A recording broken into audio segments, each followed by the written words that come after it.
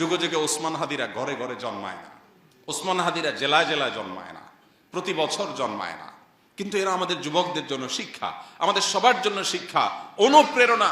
কিভাবে ক্ষুদ্র গণ্ডির ঊর্ধ্বে উঠতে হয়, কিভাবে ক্ষুদ্র চিন্তার বাইরে যেতে হয়, কিভাবে ভয়ের কালচারাল সংস্কৃতির দেয়ালকে, প্রাচীরকে ভেঙে দিতে হয়, এটা শেখানোর মতো মানুষ ঘরে ঘরে হয় না। মুসলমানের সম্মান নিহিত আছে দুইটা জিনিসের মধ্যে: এক, মৃত্যুর ভয়কে জয় করা; দুই, দুনিয়ার মোহের ঊর্ধ্বে উঠা। বেঁচে থেকে কি হবে? বেঁচে থেকে কতকাল বাঁচতে পারবো? 1000 বছর তো বাঁচতে পারবো না, মরতে তো হবেই। তাহলে সে মৃত্যুটা কেন গৌরবের মৃত্যু হবে না? সে মৃত্যুটা কেন সার্থক মৃত্যু হবে না? সে মৃত্যু কেন হাজার হাজার তরুণকে উজ্জীবিত করবে না? সে মৃত্যু কেন বহু মানুষের বিবেককে খুলে দিবে না? সে মৃত্যু কেন অন্যকে অনুপ্রাণিত করবে না?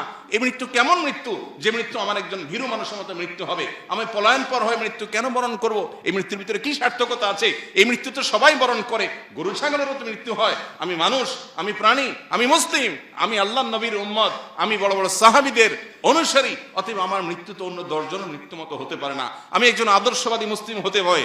আমার চোখে মুখে থাকবে দুনিয়া জয় করার স্বপ্ন, আমার চোখে মুখে থাকবে অন্যায়ের বিরুদ্ধে কথা বলার স্বপ্ন, মাজলুম মানুষের পক্ষে কথা বলার স্বপ্ন, অন্যায় অনাচারের বিরুদ্ধে কথা বলার স্বপ্ন। এটা যদি চোখে না থাকে, এই পুরুষত্বের দাম কি? এই মনুষ্যত্বের দাম কি?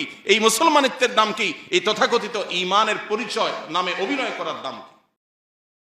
কোরআনে হাকিমে আমাদেরকে আমাদের রব আল্লাহ সুবহানাহু ওয়া তাআলা যত আদেশ করেছেন, যত নির্দেশ করেছেন, এর মধ্যে যে কয়েকটি নির্দেশকে বারবার বিভিন্নভাবে ঘুরিয়ে ফিরিয়ে আমাদেরকে আল্লাহ তাআলা বিশেষভাবে নির্দেশ করেছেন, সতর্ক করেছেন, সে বিষয়গুলোর অন্যতম হলো ইনসাফ প্রতিষ্ঠা করা।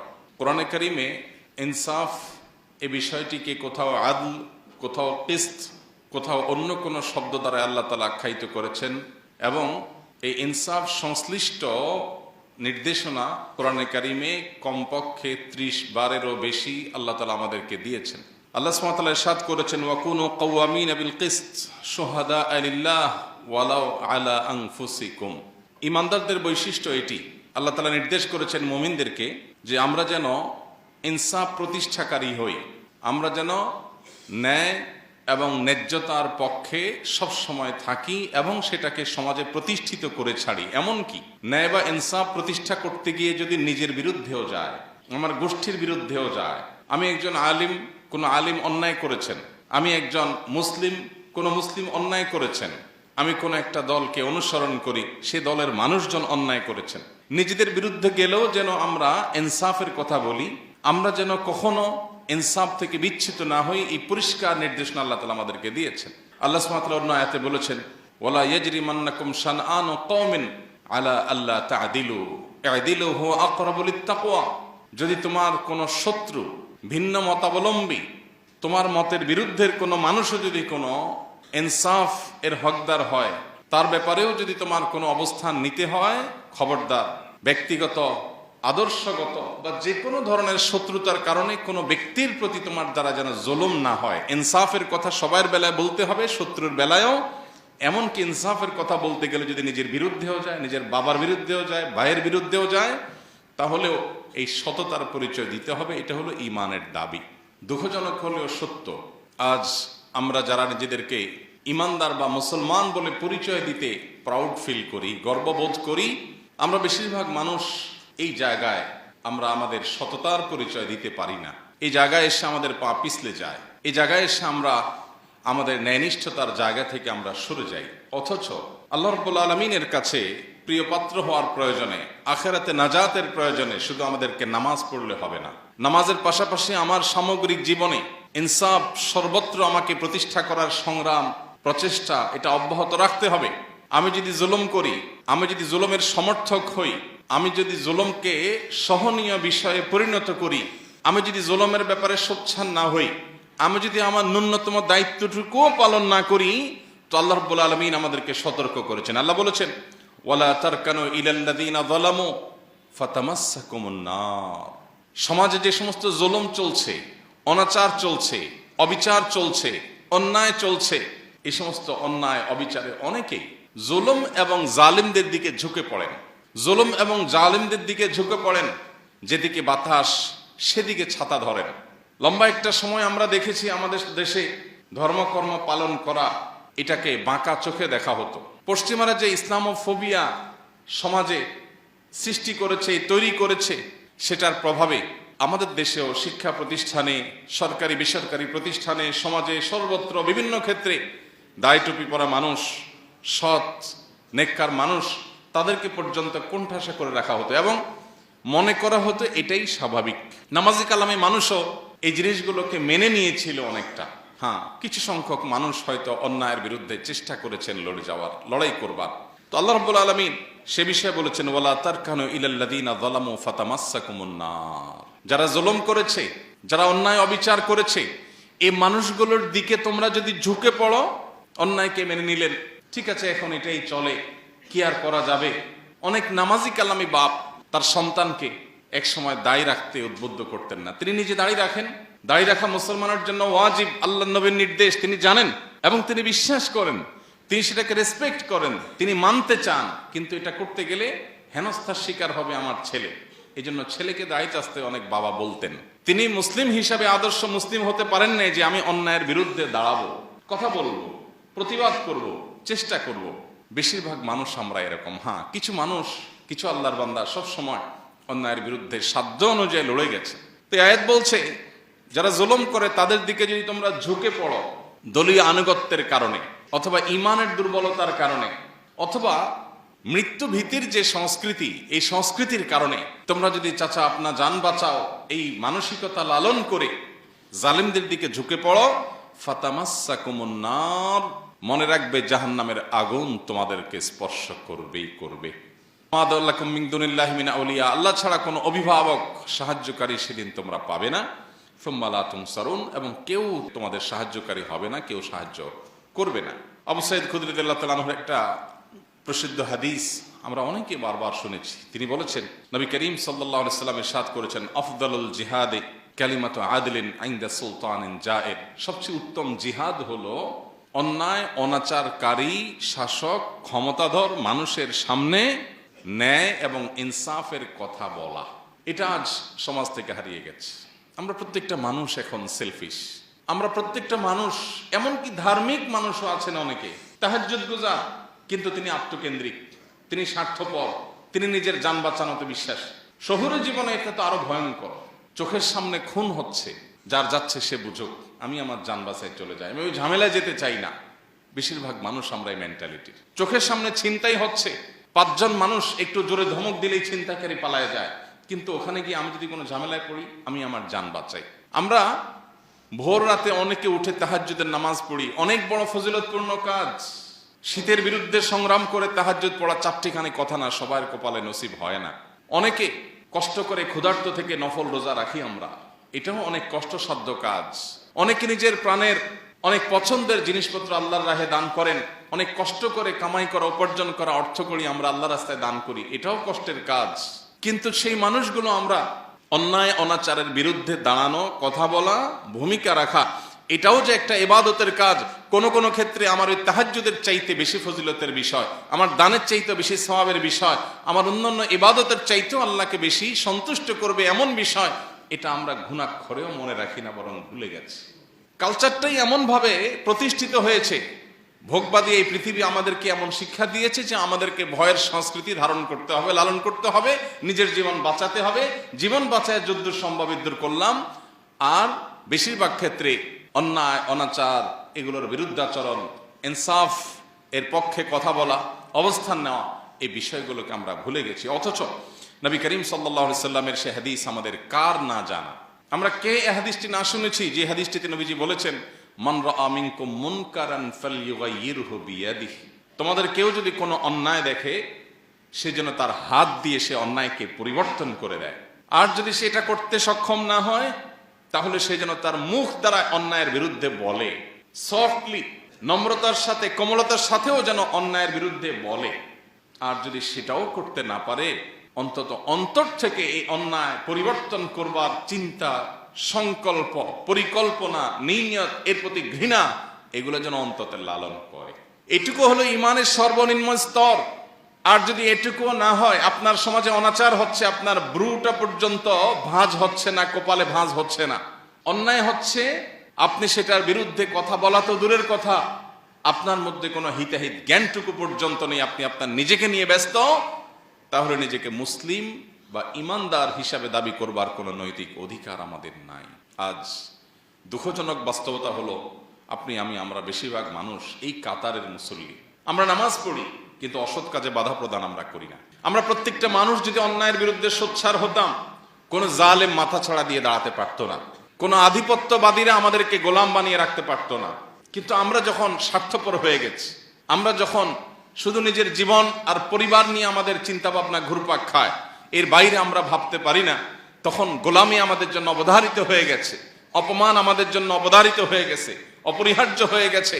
নবী সাল্লাল্লাহু আলাইহি সাল্লাম তার সেই প্রখ্যাত হাদিসে এমনি এমনি বলেননি, একটা সময় আসবে যে সমস্ত জাতিগোষ্ঠীরা, সমস্ত সম্প্রদায়, অন্য ধর্মের মানুষেরা, মানুষ যেভাবে খাবারের টেবিলে বসে চারপাশে ভাগযোগ করে ছিঁড়ে ফুড়ে খায়, তোমাদের মুসলিম জাতিকে সেভাবে ছিঁড়ে ফুড়ে খাবে। কখনো তোমাদেরকে জঙ্গি তকমা দিবে, কখনো তোমাদেরকে মৌলবাদী তকমা দিবে, কখনো তোমাদেরকে বিভিন্ন দেশবিরোধী তকমা দিবে। এগুলো দিয়ে দিয়ে তোমাদেরকে দুর্বল করবে, কোণঠাসা করবে এবং তোমাদেরকে শেষ করবে, ধ্বংস করবে। নিজেদের মধ্যে গ্রুপিং সৃষ্টি করে, মতবিরোধ সৃষ্টি করে, তোমাদের মধ্যে মতভিন্নতা সৃষ্টি করে তোমাদেরকে লাগিয়ে দিবে এবং মুসলমানদের মধ্যে একটা অংশ আরেক অংশের ব্যাপারে দ্বিধাগ্রস্ত হয়ে পড়বে। এরকম যে জটিল অবস্থায় তৈরি হবে, অন্য সম্প্রদায়ের মানুষরা তোমাদেরকে ভোগের বস্তুতে পরিণত করবে, তোমাদেরকে ভেঙে চড়ে খাবে। কেউ কাশ্মীর নিবে, কেউ ইরাক নিবে, কেউ সিরিয়া নিবে, কেউ আফগানিস্তান নিবে, কেউ আফ্রিকা নিবে, ভাগযোগ করে সবাই তোমাদেরকে যখন লুটপাট করে খাবে, এমন একটা সময় আসবে। নবীজিকে সাহাবীরা বলেছেন, ইয়া রাসূলুল্লাহ আবি কিল্লাতি নাহনু ইয়াউমাইদিন, সেদিন কি আমাদের সংখ্যা অনেক অল্প হবে, সেজন্য দুরবস্থা হবে? নবীজি বলেছেন, না, বাল আনতুম ইয়াউমাইদিন কাসীর, বরং সেদিন তোমাদের সংখ্যা হবে অনেক, দুনিয়াতে কোটি কোটি মুসলমান থাকবে। ওয়ালাকিন্নাকুম গুসাউন কাগুসাইস সাইল, কিন্তু বানের পানির উপরে খড়কুটা যেরকম ভেসে যায়, তোমরা সেরকম খড়কুটার মতো হবে। তোমরা আদর্শহীন মুসলিম হবে, নামে মুসলমান ধারণ করবে, নামাজ পড়াটাকেই শুধু ইসলাম বানিয়ে নিবে, অন্যায়ের বিরুদ্ধে কথা বলাকে তোমরা কোনো ভালো বিষয় মনে করবে না। নবীজি বলেছিলেন সেদিন তোমাদের এই পরিণতির দুটি কারণ থাকবে, এক হুব্বুদ দুনিয়া, দুই কারাহিয়াতুল মউত। তোমাদের মধ্যে দুনিয়ার মোহ অনেক বেশি হয়ে যাবে। দুনিয়ার মোহ যখন বেশি হয়ে যাবে, তখন আমার ফ্যামিলি, আমার বাচ্চা কাচ্চা, আমার বাপ ভাই, আমার নিজের, আমার ব্যবসা বাণিজ্য, আমার ক্যারিয়ার, তোমার চিন্তা শুধু এই চক্রের মধ্যে ঘুরপাক খাবে। এই চক্রকে ভেদ করে তুমি জান্নাত পর্যন্ত দেখতে পাওয়া, আখিরাত পর্যন্ত দেখতে পাওয়া, রবের সন্তুষ্টি অর্জন করা, সার্থক মানুষ হয়ে যাওয়া, এই মানসিকতা তোমাদের মধ্যে থাকবে না। ক্ষুদ্র চিন্তার মধ্যে তোমরা সীমাবদ্ধ থাকবে। এটা মুসলমানের পরিচয় নয়। মুসলমান সে মানুষ যে আবু বকর ওমরের সন্তান, খালিদ ইবনে ওয়ালিদের সন্তান, ওমর আবু বকরের ওসমানের সন্তান, আলী রাদিয়াল্লাহু তাআলা আনহুর আদর্শের সন্তান, মুহাম্মদ সাল্লাল্লাহু আলাইহি সাল্লামের রূহানি সন্তান। সে মুসলমান তো সামান্য শুধু ফ্যামিলির চিন্তা, কয়টা টাকা পয়সার চিন্তা, একটু লাক্সারিয়াস লাইফ লিড করার চিন্তা, একটু ভোগের চিন্তা করবে না। এটা তো পশু পাখিরাও করে, প্রাণীরাও করে। মানুষের মনুষ্যত্ব, ইমানদারের সার্থকতাই হলো তার জীবনকে অন্যায়ের বিরুদ্ধে সর্বোচ্চ সোচ্চার রেখে আল্লাহর রাহে নিজের জীবনকে নজরানা হিসাবে পেশ করতে পারা। এটাই তো মুসলমানের সার্থকতা। যেদিন তোমাদের মধ্যে দুনিয়ার মোহ পেয়ে বসবে, তোমরা ক্ষুদ্র গণ্ডির বাইরে আসতে পারবে না। তোমাদের যেদিন মৃত্যু ভয় তোমাদেরকে ঝেঁকে বসবে, জান বাঁচাবার জন্য শুধুমাত্র চিন্তা করবে, আমি এখানে গেলে আমার জান যাবে, আমি আমার জান বাঁচাই, আমি নিজে ভালো থাকি। এই চিন্তা যখন আসবে, অপমান, অপদস্থ, লাঞ্ছনা এবং আগ্রাসন এটা তোমাদের জন্য অপরিহার্য হয়ে যাবে, অবধারিত হয়ে যাবে। নবী করিম সাল্লাল্লাহু আলাইহি সাল্লামের এই হাদিস যেন আজ আমাদের সামনে জ্বলন্ত উদাহরণ। আজ প্রত্যেকটা মুসলমান আমরা নামাজ পড়তে রাজি আছি, রোজা করতে রাখতে রাজি আছি, দান সাদাকা করতে রাজি আছি, সুবহানাল্লাহ আলহামদুলিল্লাহ পড়তে রাজি আছি, তাসবিহাত পড়তে আমরা রাজি আছি। এগুলো ভালো কাজ, কোনো সন্দেহ নেই। কিন্তু আমরা অন্যায়ের বিরুদ্ধে কথা বলতে গিয়ে যদি রিস্ক নিতে হয়, সেই রিস্ক নিতে আমরা রাজি না। সময় তো ভাইরা আমার, অথচ নবী করিম সাল্লাল্লাহু আলাইহি সাল্লাম বলেছেন, মান কুতিলা দুনা দামিহি ফাহুয়া শাহীদ, মান কুতিলা দুনা মালিহি ফাহুয়া শাহীদ। যে ব্যক্তি প্রতিরোধ করতে গিয়ে, অধিকার রক্ষা করতে গিয়ে, অন্যায়ের বিরুদ্ধাচরণ করতে গিয়ে মারা যায়, সে শহীদের মর্যাদা পায়। ভাইরা আমার, আমাদের দেশের প্রেক্ষাপটে দীর্ঘদিন পর্যন্ত একটা ন্যারেটিভ প্রতিষ্ঠা হয়েছিল। সেটি হলো বিপ্লবী মানসিকতা মানেই হলো যারা ইসলাম গায়ে মাখায় না। এই মানুষগুলোকে বিপ্লবী বিপ্লবী মোড়ে আমরা দেখতে পেতাম। অথচ মুসলমান হল সবচেয়ে বড় বিপ্লবী, অন্যায়ের বিরুদ্ধে, অনাচারের বিরুদ্ধে, আধিপত্যবাদের বিরুদ্ধে। এই ভারতবর্ষ থেকে আধিপত্যবাদীদের, সাম্রাজ্যবাদীদের খেদাও আন্দোলনে কি ভূমিকা ছিল মুসলিমদের, ওলামা একরামের নেতৃত্ব ছিল, আমরা সেই ইতিহাস ভুলে গেছি। প্রিয় ভাইরা আমার, সময় এসেছে আমাদেরকে নতুন করে ভাববার, আল্লাহ রাব্বুল আলামিনের রাহে নিজের জীবনকে কোরবান করার জন্য মানসিকভাবে প্রস্তুত হওয়ার। আল্লাহ আমাদের সবাইকে তৌফিক দান করুন। ইমানদার কখনো স্বার্থপর হতে পারে না, ইমানদার কখনো সীমাবদ্ধ গণ্ডির মধ্যে চিন্তা করতে পারে না, বরং এটা অতিক্রম করতে পারা ইমানদারের সার্থকতা। মুহতারাম হাজিরিন, আজ বড় বেশি প্রয়োজন সেই সাহাবায়ে কেরামের চেতনার।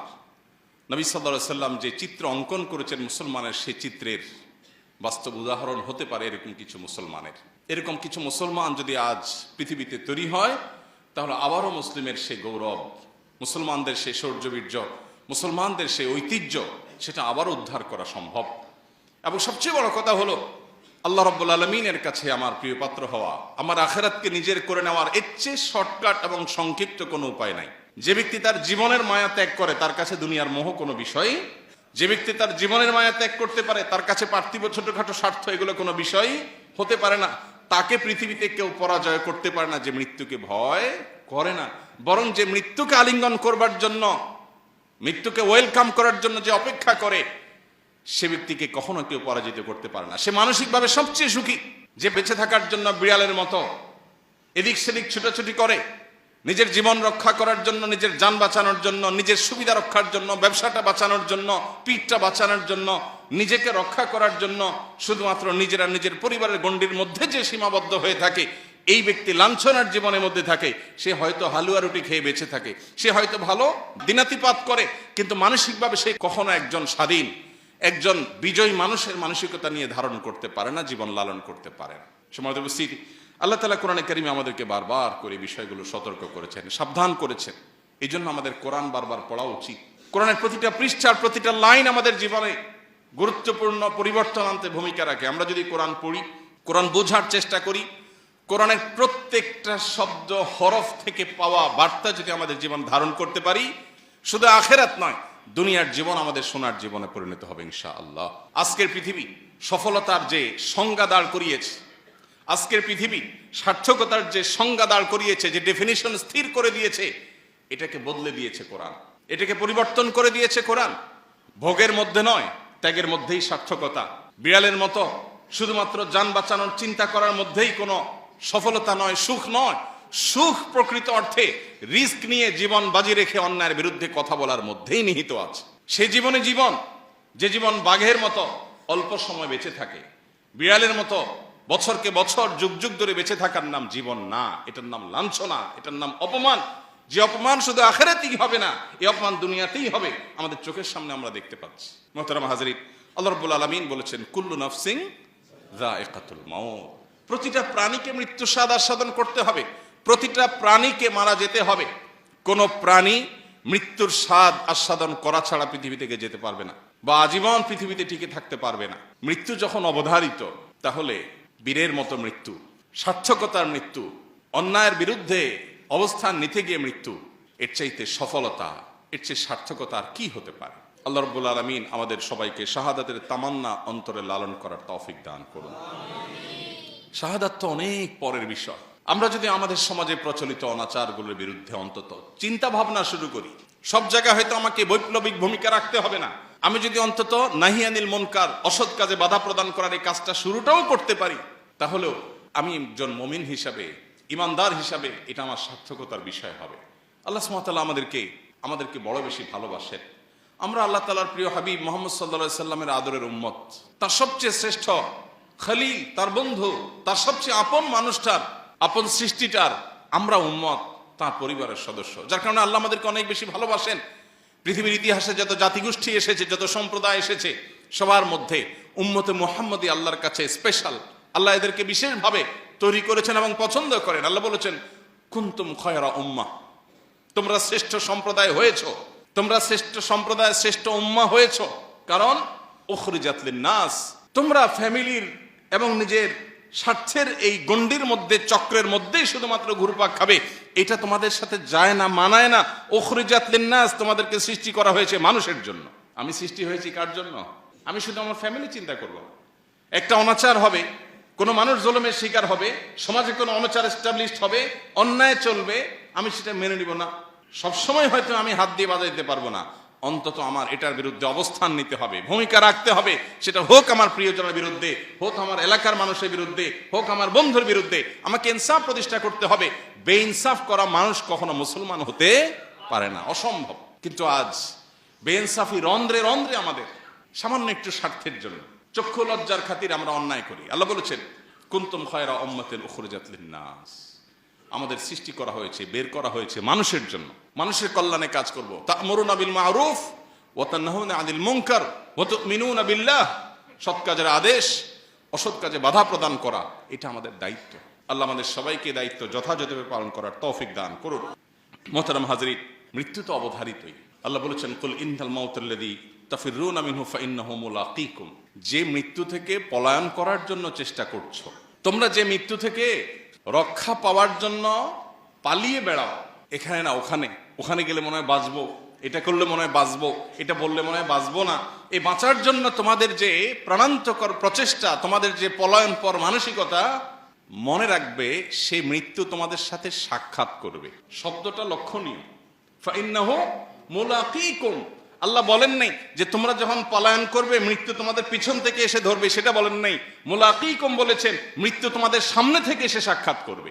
তুমি যেদিকে যাচ্ছ পলায়ন করতে, ওই দিক থেকে মৃত্যু আসবে তোমাকে সাক্ষাৎ করার জন্য, এড়াতে পারবে না। মৃত্যু যখন অবধারিত, তাহলে সেটা শিয়ালের মৃত্যু কেন হবে? বাঘের মৃত্যুই হওয়া উচিত। আল্লাহর কাছে তামান্না থাকতেই হবে ইমানদারের, যে আল্লাহ মৃত্যু যখন হবেই, মরবই যখন, আমি যেন অন্যায়ের বিরুদ্ধে কথা বলতে গিয়ে, কাজ করতে গিয়ে মরি, এটাই তো সার্থকতার মৃত্যু। আমি ভীরু মানুষের মতো মৃত্যুবরণ করতে পারি না। নবী সাল্লাল্লাহু আলাইহি সাল্লাম আল্লাহর কাছে পানাহ চেয়েছেন, আল্লাহুম্মা ইন্নী আউযু বিকা মিনাল বুখলি ওয়াল জুবন, আল্লাহ আপনার কাছে আমি কৃপণতা থেকে, ভীরুতা থেকে পানাহ চাই।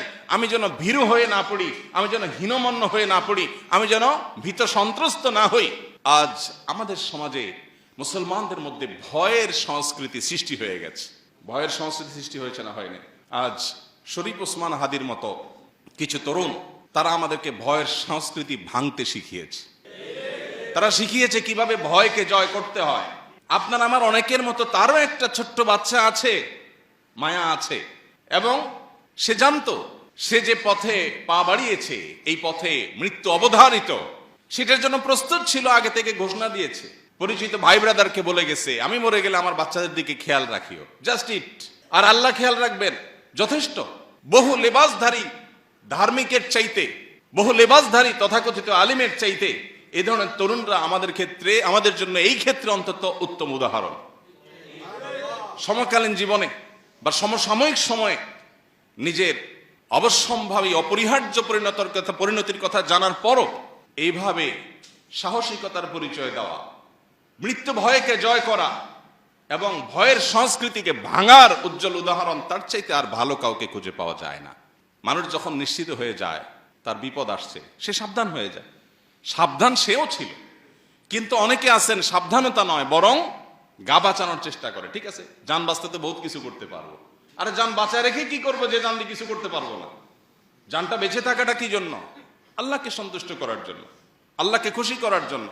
আল্লাহ রাব্বুল আলামিন আমাদেরকে এখান থেকে শিক্ষা গ্রহণ করার তৌফিক দান করুন।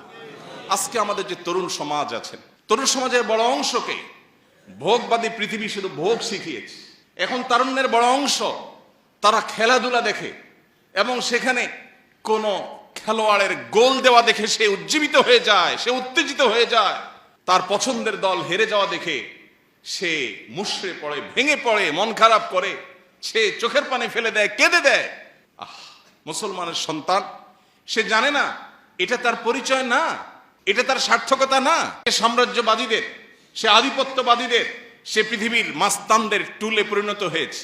তারা তাকে ব্যবহার করছে, ক্রীড়ানক বানিয়েছে। আজ কোন মুসলিম তরুণ, সে সকল বাধার প্রাচীর ডিঙিয়ে, সকল প্রটোকল ভেঙে দিয়ে সে যদি কোনো খেলার মাঠে দর্শক গ্যালারি থেকে একবারে মাঠে গিয়ে খেলোয়াড়কে জড়িয়ে ধরে, মনে করা হয় বাহ, সে কি জয় করেছে। অথচ মুসলমান তো খালিদ ইবনে ওয়ালিদের সন্তান, ওমর আবু বকরের সন্তান, ওসমান আলীর সন্তান, আব্দুল ইবনে ওমরের সন্তান রিদওয়ানুল্লাহি তাআলা আলাইহিম আজমাইন। তারা আমাদেরকে শিখিয়েছেন কিভাবে ইনসাফের জন্য সংগ্রাম করতে হয়, লড়াই করতে হয়, পৃথিবীর মানুষকে সত্যের পথে আনবার জন্য লড়াই করতে হয়, কিভাবে নিজের ভোগবাদিতাকে পায়ের নিচে পিষ্ট করতে হয়। এই শিক্ষা তারা দিয়ে গেছেন। এই জন্য পৃথিবীকে তারা শাসন করেছে, পৃথিবী তাদের পায়ের নিচে এসেছে। কারণ মুসলমানের সম্মান নিহিত আছে দুইটা জিনিসের মধ্যে: এক, মৃত্যুর ভয়কে জয় করা; দুই, দুনিয়ার মোহের ঊর্ধ্বে উঠা। বেঁচে থেকে কি হবে? বেঁচে থেকে কতকাল বাঁচতে পারবো? 1000 বছর তো বাঁচতে পারবো না, মরতে তো হবেই। তাহলে সে মৃত্যুটা কেন গৌরবের মৃত্যু হবে না? সে মৃত্যুটা কেন সার্থক মৃত্যু হবে না? সে মৃত্যু কেন হাজার হাজার তরুণকে উজ্জীবিত করবে না? সে মৃত্যু কেন বহু মানুষের বিবেককে খুলে দিবে না? সে মৃত্যু কেন অন্যকে অনুপ্রাণিত করবে না?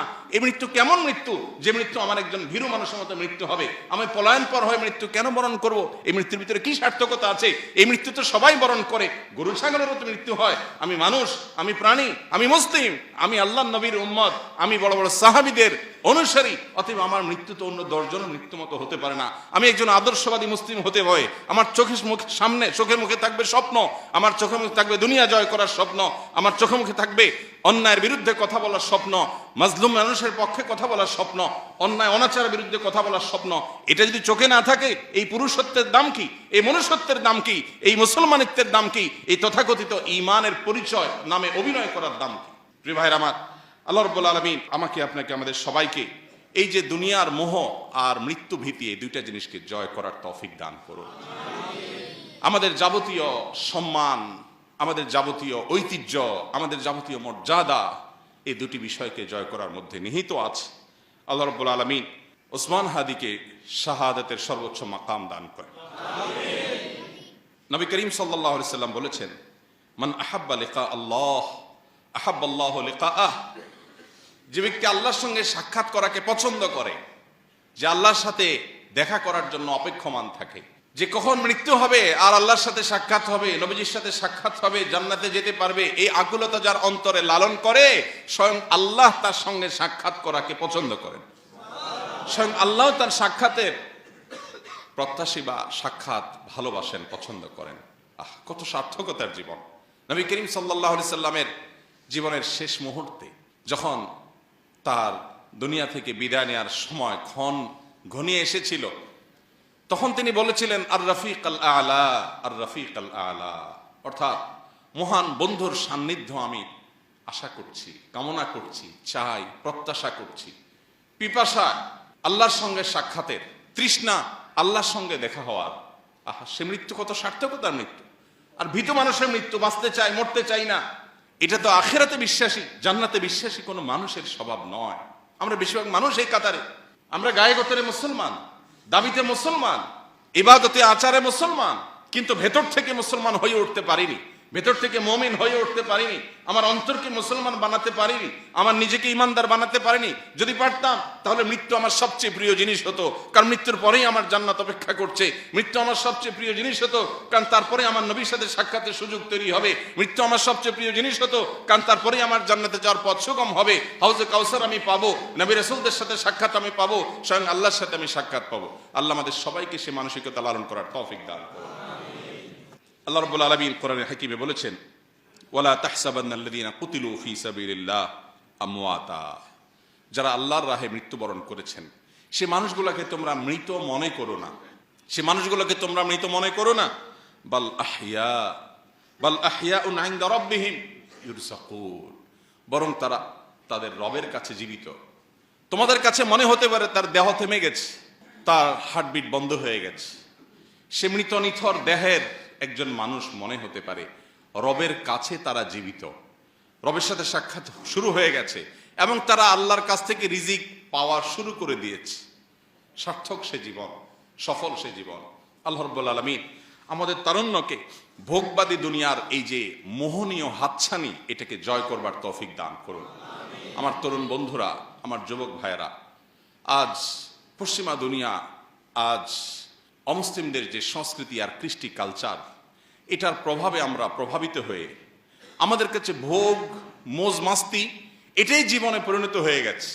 আল্লাহর কসম, ভোগ আর মৌজ মাস্তির জীবন জীবন নয়। এই জীবন উপভোগ্য নয়। এটা খুবই সামান্য সময়ের সীমিত আনন্দ আপনাকে দিতে পারে, চূড়ান্তভাবে মৃত্যুর পরের সময় অপেক্ষা করতে হবে না, জীবনেই আপনাকে কুরে কুরে শেষ করবে। আপনি একটা সময় উপলব্ধি করতে পারবেন আমার জীবনের আসলে লক্ষ্যটা কি। ভোগ উপভোগ তো খুব সামান্য সময়ের, পছন্দনীয় খাবার খাচ্ছেন, এটা গলার নিচে নামার আগ পর্যন্ত উপভোগের বিষয়, এরপরে আর উপভোগের কোনো বিষয় নয়। সো এটা কোনো জীবন না। জীবন হলো সংগ্রামের জীবন, জীবন হলো ন্যায়নিষ্ঠতার জীবন, জীবন হলো আল্লাহর দাসত্বের জীবন, জীবন হলো আল্লাহর গোলামের জীবন, জীবন হলো প্রকৃত অর্থে আল্লাহর সামনে নিজেকে সঁপে দেওয়ার জীবন। জীবন হলো ত্যাগের নাম, জীবন ভোগের নাম না। জীবন হলো স্যাক্রিফাইসের নাম, জীবন উপভোগের নাম না। জীবন শুধুমাত্র বস্তুবাদের নাম না, জীবন হলো আখিরাত মুখিতার নাম। আল্লাহ আমাদের সবাইকে সেই জীবন লালন করার তৌফিক দান করুন। যুগে যুগে ওসমান হাদিরা ঘরে ঘরে জন্মায় না, ওসমান হাদিরা জেলায় জেলায় জন্মায় না, প্রতি বছর জন্মায় না, কিন্তু এরা আমাদের যুবকদের জন্য শিক্ষা, আমাদের সবার জন্য শিক্ষা, অনুপ্রেরণা। কিভাবে ক্ষুদ্র গণ্ডির ঊর্ধ্বে উঠতে হয়, কিভাবে ক্ষুদ্র চিন্তার বাইরে যেতে হয়, কিভাবে ভয়ের কালচারা সংস্কৃতির দেয়ালকে প্রাচীরকে ভেঙে দিতে হয়, এটা শেখানোর মতো মানুষ ঘরে ঘরে হয় না। আল্লাহ তাআলা আমাদেরকে শিক্ষা গ্রহণের তৌফিক দান করুন।